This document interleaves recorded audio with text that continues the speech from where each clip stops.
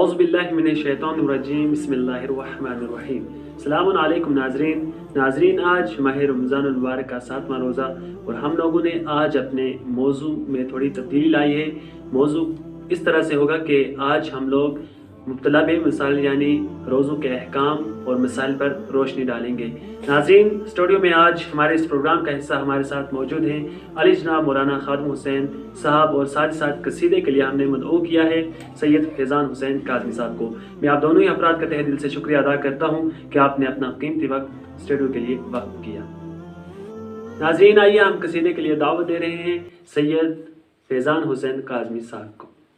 السلام علیکم ورحمۃ اللہ وبرکاتہ۔ وعلیکم السلام۔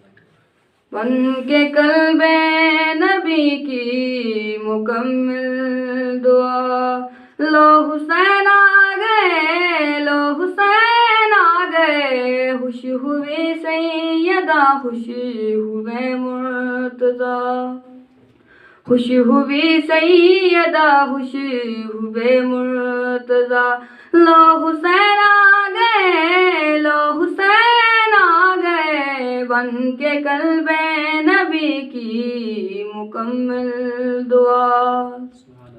آج اسلام کو اس کا وارث ملا ہے، مدینے میں گل کربلا کا کھلا، آج اسلام کو اس کا وارث ملا، آج کوثر کی موجوں نے ہنس کر کہا، لو حسین آ گئے، لو حسین آ گئے، بن کے قلب نبی کی مکمل دعا۔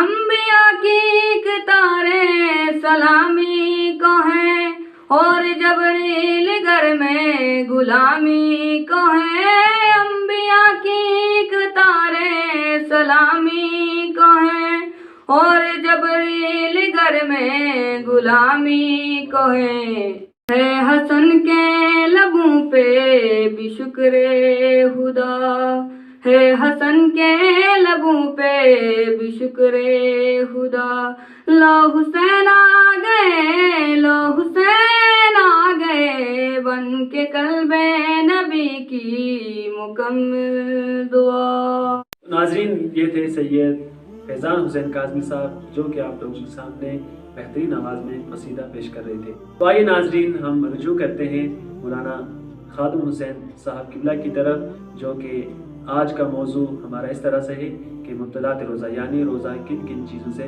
باطل ہو جاتا ہے، اور مزید مولانا صاحب اس ماہ کی عظمت اور فضیلت پر روشنی ڈالیں گے۔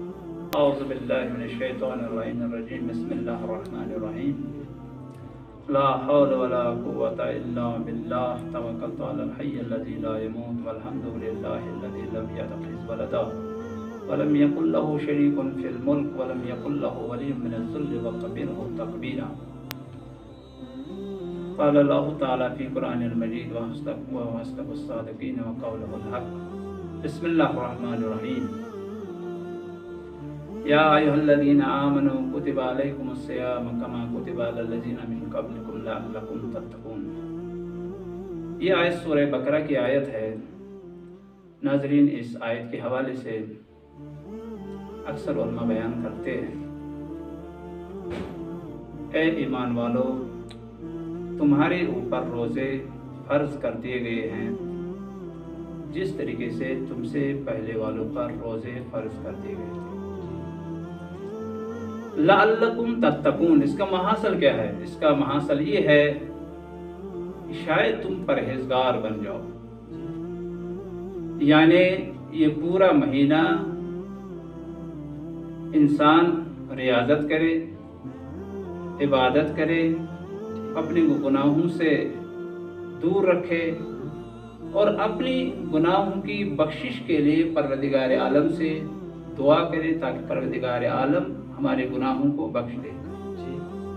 لعلکم تتقون، تب جا کے انسان پرہیزگار اور متقی ہو سکتا ہے۔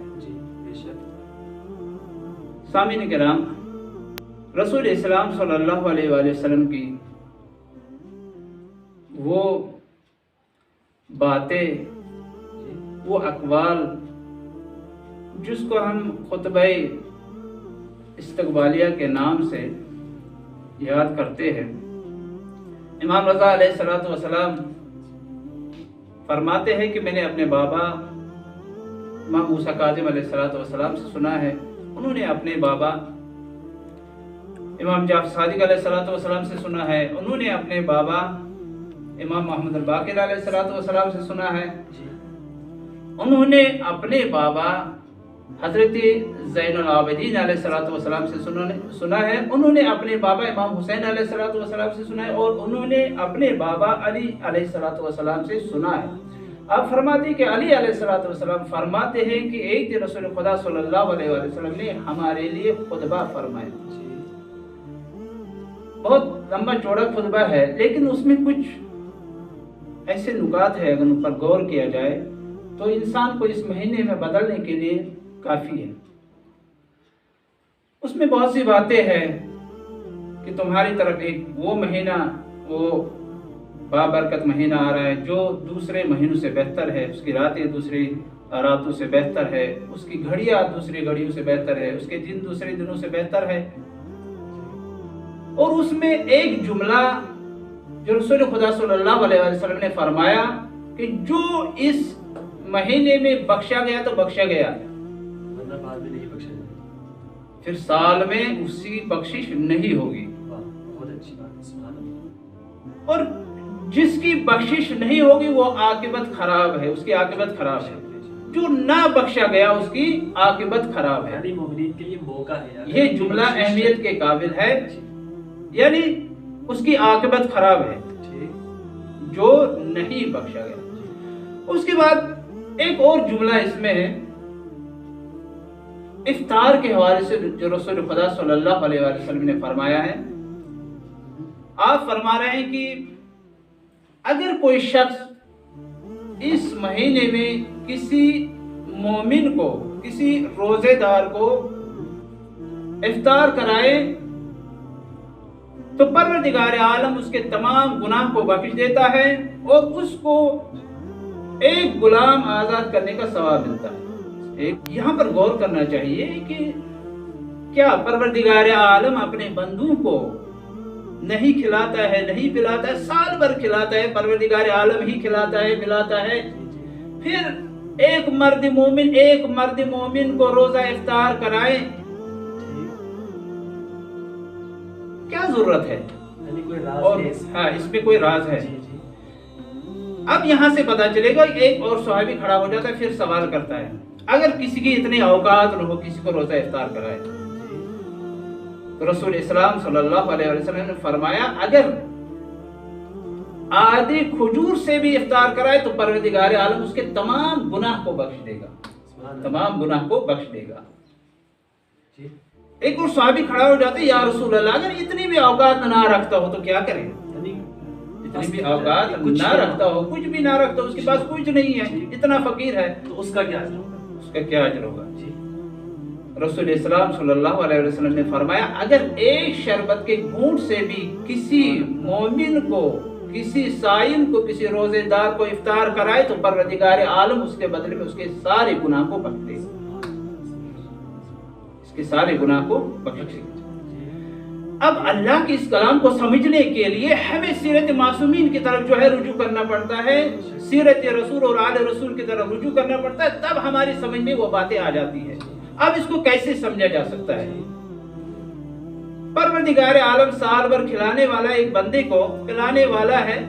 अब ये रोजे इफ्तार भी वही परवरदिगार आलम कराएगा। अब हमारे एक शरबत घूंट से क्या होगा? या अगर कोई आसूदा हाल है, वो मुर्गा खिलाए, फल फ्रूट खिलाए, गोश्त खिलाए, उससे क्या होगा? कुछ नहीं, परवरदिगार ही खिलाने वाला सबको। लिहाजा हमें सीरत मासूमीन की तरफ जाना पड़ेगा ताकि हम इसको समझें परवरदिगार आलम हमसे क्या चाहता है। आइए जंग सिफीन की तरफ जाते हैं कि मौला अली अलैहिस्सलाम जंग की तैयारियों में लगे हैं, जंग की तैयारी में लगे हैं, जंग सिफीन की तैयारी हो रही है। आपके चाहने वाले पहले अव्वल सफ में नमाज पढ़ने वाला एक जमींदार, बहुत बड़ा जमींदार है, और एक शख्स है जो अव्वल सफ में नहीं रहता, लेकिन नमाज तो पढ़ता है, लेकिन अव्वल सफ में नमाज पढ़ी और चला गया अपने काम के लिए। उसका काम है वो निकलता है अपने घर से, फना फिला आदमी है, उसके बाद उसका काम है घर से निकलना, कबूतरों को पकड़ना, उसके बाद छतों पे जाके कबूतरों को उड़ाना, उसका ये काम है। लेकिन नाजरीन यहाँ पे आप मुतवज्जह रहिएगा कि वो जो आसूदा हाल है, मौला ने उसको बुलाया आसूदा हाल से, कहा जंग की तैयारियां करनी है, लिहाजा कुछ माल की जरूरत है, कुछ माल की जरूरत है।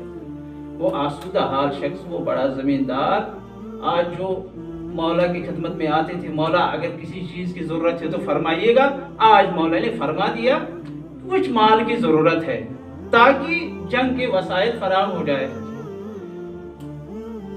वो बड़ा जमींदार पीलो काल करने लगा, मौला इस साल जो है खेती कम हुई है, ये है वो है, चला गया। अब ये आया फना फिला आदमी जो जिसका काम है कबूतरों को उड़ाना, कबूतरबाज, कबूतरबाज। यहाँ मौला अपनी सीरत से दिखाना चाहते हैं, मौला अपनी सीरत से दिखाना चाहता है कि हकीकी चाहने वाला, हकीकी मुहिब कौन हो सकता है। लिहाजा अब कबूतरबाज को भी बुलाया।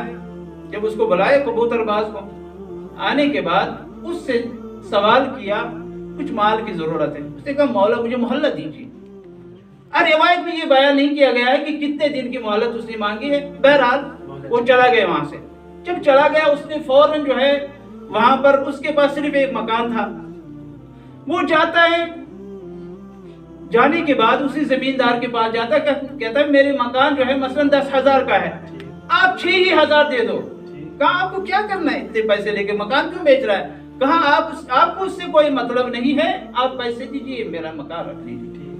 उसने पैसे लिए और मौला की खिदमत में जाने के बाद मौला की खिदमत में वो सारा माल रख दिया। मौला मुझसे जितना हो सकता था मैंने कर दिया है। तो ये यहाँ इस मौला अली अलैहिस्सलाम की इस सीरत से समझ में आता है कि परवरदिगार आलम हमसे ये नहीं चाहता कि हम किसी को रोजा इफ्तार कराए, बल्कि परवरदिगार आलम ये देखना चाहता है कि मेरे बंदे को, मेरे लिए जो किसी रोजेदार को इफ्तार कराता है, मेरे लिए उसके दिल में मेरे लिए कितनी मोहब्बत है, परवरदिगार आलम ये देखना चाहता है।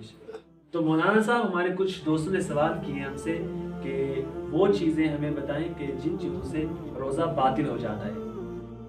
देखिए कई चीज़ें हैं जिनसे रोज़ा बातिल हो जाता है जी। उसमें खाना पीना, ठीक, जमा करना, ठीक, इस्तेमना, या अल्लाह रसूल और आले रसूल की तरफ कोई झूठी बात मंसूब कर दी, तो इससे रोज़ा बातिल हो जाता है। और उसके बाद गर्द गुबार को हलक तक पहुंचाना। तो इसमें धुआं भी आएगा, जो आम धुआं है घरों में उड़ता है लकड़ी वगैरह जलने से। देखिए उसमें शर्त यह है कि अगर आगे इस्तानी मुतज़िल वाले की फजल मसल का मुताबिक है तो उसमें वाज़ेह तौर पर ये फरमा रहे हैं कि गलीज़ गुबार नहीं होना चाहिए, गलीज़ नहीं, यानी धुआं शामिल नहीं है। हाँ धुआं, लेकिन धुआं जो है उससे भी एहतियात करना चाहिए, उससे भी एहतियात करना चाहिए, लेकिन गलीज़ गुबार जो है हलक तक ना पहुँचाए। ठीक। उसके बाद पूरा सर पानी में डुबोना। तो मौलाना साहब ने कहा कि गलीज़ गर्द गुबार, तो सिगरेट का क्या हुक्म होगा?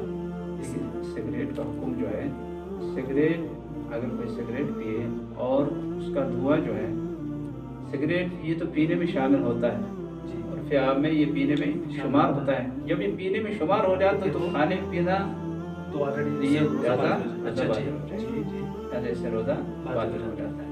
ठीक। और उसके बाद पूरा सर जो है पानी में डुबोना। ठीक। अगर कोई आधा सर पानी में डुबाए और उसके बाद थोड़ा और सर पानी में डुबाए तो उसका रोज़ा बातिल नहीं, लेकिन पूरा सर अगर पानी में डुबाए तो उसका रोज़ा बातिल हो जाए। लेकिन कभी कभार ऐसा हो कि कोई आदमी पानी में गिर जाए और उसका सर जो है पानी में डूब गया तो उसका बेइख्तियार हालत में जो उस सूरत में रोज़ा टूटने वाला नहीं है। तो सामीन जरा गौर कीजिए, अगर आप पुल से जा रहे थे और नाले में गिर गए खुदा न खास्ता, तो इस सूरत में आपका रोज़ा बातिल नहीं होगा। इख्तियारी सूरत में अगर आपने अपने आप को पानी में डुबोया है तब आपका रोज़ा बातिल है। जी। या उसके अलावा आमदन तय करना। आमदन यानी आमदन अगर कोई जानबूझकर, अब अगर इत्तेफाक से किसी का इत्तेफाक से काया आ गई मसलन चलते चलते जो है कोई मच्छर जो है उसके मुंह में आ गया, मक्खी चले गई, तो उसके बाद जो है उसके लिए जरूरी है कि काई आ जाएगी, बहरहाल फितरतन जो है उसको काई आएगी। तो जब वो काई करेगा तो उस सूरत में उसका रोजा बातिल नहीं होगा। लेकिन अगर उसने आमदन जानबूझकर जो है काई किया है तो बाज़ अफराद होते हैं जो अपने मुंह में हाथ डालते हैं, जी जी जी, तो इस तरह से अगर आज तब रोजा उस सूरत में उसका रोजा बातिल हो जाएगा, सूरत में उसका रोजा बातिल हो जाएगा। या एक चीज और है जो मैंने अभी तक बयान नहीं की है, वो है कि अगर हालत जनाबत है निफास की हालत में, यानी सुबह की नमाज से पहले पहले गुस्ल से फारिग नहीं हुआ, उसी हालत में रहा तो उसका रोज़ा भी बातिल हो जाता है। लेकिन अब ये हो सकता है अगर किसी का मसलन वो बेदार हो गया और बेदार होने के बाद उस पर जनाबत वाजिब हो गया है, अब उस सूरत में क्या करेगा? उस सूरत में क्या करेगा?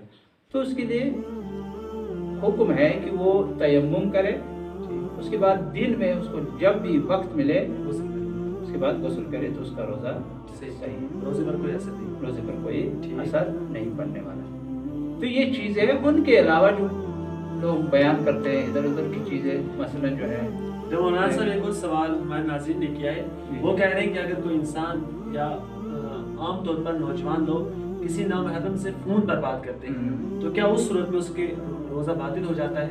देखिए उससे रोजा बातिल नहीं होता, लेकिन जायज़ नहीं है कि नामहरम से इस तरीके से बात करें, लेकिन रोजा उससे बातिल नहीं होता। तो नाज़रीन गौर कीजिए, मौलाना साहब ने फरमाया कि रोजा तो बातिल नहीं होता मगर वो ज़ातन गुनाह है, यानी गुनाह कबीरा में शामिल है अगर आप किसी नामहरम से बात कर रहे हैं, जायज़ नहीं है, बहरहाल गुनाह है। और इसी तरीके से एक ये भी पूछते लोग, मसला अगर कोई किसी को देखे, किसी नामहरम को देखे तो उसका रोजा, उससे भी रोजा बातिल नहीं होता। हराम है नामहरम को देखना, हराम है, लेकिन रोजा बातिल नहीं होता रोजा उससे बातिल नहीं होता।